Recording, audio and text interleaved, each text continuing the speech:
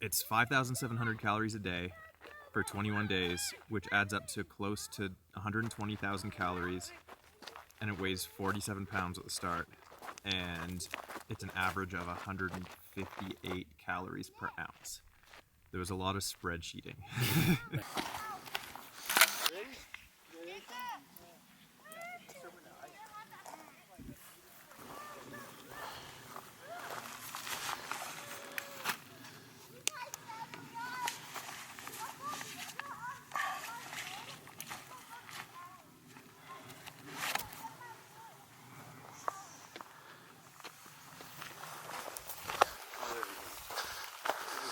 Sorry guys. Okay. Stay out of your way. We'll work it out. Oh, perfect. They got salamanders in here. Oh yeah?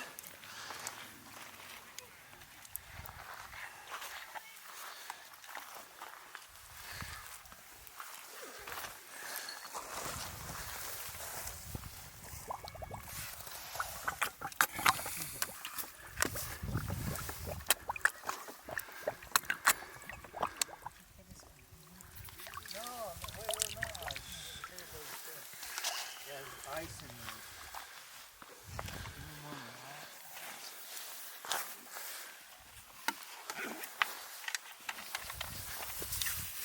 Do you guys know if the smoke's from a nearby fire or where it's coming in from?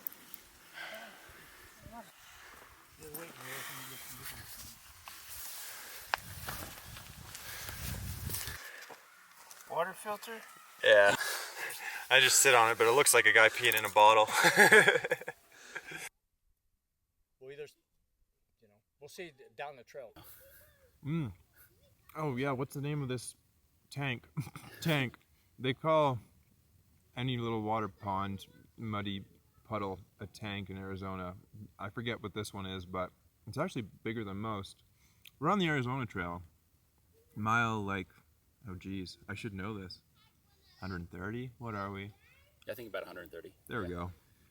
And so, what is your goal for, I guess, what makes this journey for you particularly special? What are you trying to do? I'm trying to do the whole trail in one food carry. Like the technical term is I'm doing it unsupported. So I don't take any food from towns.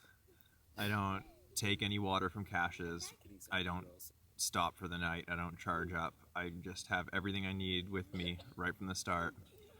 And hopefully that gets me to Mexico. So what's your current, sorry to get you mid-mouthful, but what's your current pacing for distance you're going per day? And then where do you maybe expect to be towards the end? Today's day 5, and I'll do like a low 30. I can't do much more than that because the pack still has 17 days of food in it. And You said a low 30? 16, yeah, 32, 33 miles probably today. But I haven't finished it yet, but that's, yeah. I mean, right now we've already done 26 or so, 27, and it's dinner time, so I'll get another few hours in, and I should be able to hit something like that. And then as I eat more of the food weight down, which is literally my entire pack that you're looking at, I got a set of base layers in the top, but everything else in there is just food. All my actual camping gear is on the outside right now. It won't make its way inside until I eat more food. And then I can start doing bigger miles once the pack weight gets to like a normal bearable level. And by the end of the trail, hopefully that means mid 40s, and any better that I can do in the last couple days just to kind of carry it home. So what is your intended finish time in terms of days? 21 days is my goal. The only other time this has been done before, it was done in 28 days. So I'm aiming to take a lot of time off of it. As long as I make it down there, I should get the record, the FKT. But because it was an only known time for the first time, it's kind of a soft record in the sense that it hasn't really been honed in yet. And I don't want to just beat it by a day or a few hours. I want to put something up there that people will look at and say, that's going to be tough to beat. So in terms of the terrain out here, can you describe the challenges of the terrain? The northern half and the southern half of the trail, from what I've researched, have a very different character. The northern half, up on the Colorado Plateau, is pretty consistent and relatively flat. And that's a really big advantage from starting at the north here, because I can cruise along. Elevation gain is really hard with the heavy pack. Coming out of the Grand Canyon is the one exception, and yeah, that was hard. So once we get off the plateau and we're in more of southern Arizona, coming over Sky Islands, it'll be really nice to have a lighter pack, because that's going to be work. So what are you eating right now? Oh, dinner tonight is the same as every night. Sometimes it becomes lunch. But it's couscous cold soaked with sliced almonds and flaked coconut, mostly because the latter two things are really high in fat and crank up the fat calories. It's my closest thing to normal food, I'd say, for my diet, which is the same every day. It also gets a healthy serving of olive oil. I'm going to go through 4 of these over the course of the trail. And you can see I divided it out so I can roughly portion it. I'm going to go through 7 of these that I just eat straight. And then I've got protein shake with almond flour and flax meal. Again, just something I can get into me that's got a lot of fat. Everything needs to have a lot of fat. Otherwise, 21 days of food just weighs far too much. So it's 5,700 calories a day for 21 days, which adds up to close to 120,000 calories, and it weighs 47 pounds at the start, and it's an average of 158 calories per ounce. There was a lot of spreadsheeting. Nice. And then can you talk about like what the water sources are out here? They verge on mud sometimes, but oftentimes it's wildlife tanks, which are really cool. I've never seen them before this trail, where they catch rainwater, hold it in underground cisterns with one access point that's restricted, so only certain types of wildlife can get to it, and cows can't muddy it up.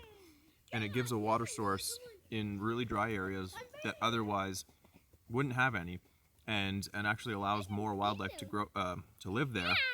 Now, whether that's for the good of the ecology or simply so they can hunt more deer, I'm not convinced yet, but it's a very cool piece of geoengineering that I hadn't encountered before. How would you describe like the water quality to a typical person? It's not clear. You're certainly going to filter everything, whether you're running it through a physical filter or treating it chemically. Most people would look twice at you when you put your water bottle in it if they didn't know what you were doing. Yeah, it's I mean, one word would be nasty. So how do you filter it? One more bite. Yeah, sorry. So I use a Sawyer squeeze filter, which are pretty common. I'm lazy though. I don't like doing the hand squeeze thing. I find if I just sit on it, I mean, it does the job much better and frees my hands up for checking maps or snacking or simply just resting and catching my breath for a minute. I call it the Sawyer Sit, TM. They can pay me for that if they want, but yeah, tell your friends. And what's your name? Your personal name and then your trail name? My real name's Dylan. My trail name's Right On. Nice. And then I guess one last question is like, how do you prepare for this? Or what's your background for stuff? Like what hikes have you done? You know, I've done a lot of hikes, other long hikes over the years. I started with the Pacific Crest Trail, and that kind of got me hooked. And I did a lot of other ones after that, CDT, PNT, Te Araroa across New Zealand. I did a crazy hike across Europe. But for this specifically, other than the planning, mostly that was food. Other than the actual planning, logistics, and food-wise, my physical prep for this was hiking the entire Colorado Trail to just get myself in trail shape, and then I went and immediately hiked about half of the Hayduke Trail, which is not really a trail. It's more of a unofficial backcountry route that takes you through southern Utah and links up a bunch of the parks, and requires some navigation and off-trail stuff. But that got me used to big pack carries because the resupplies are decently long and the water carries are pretty big.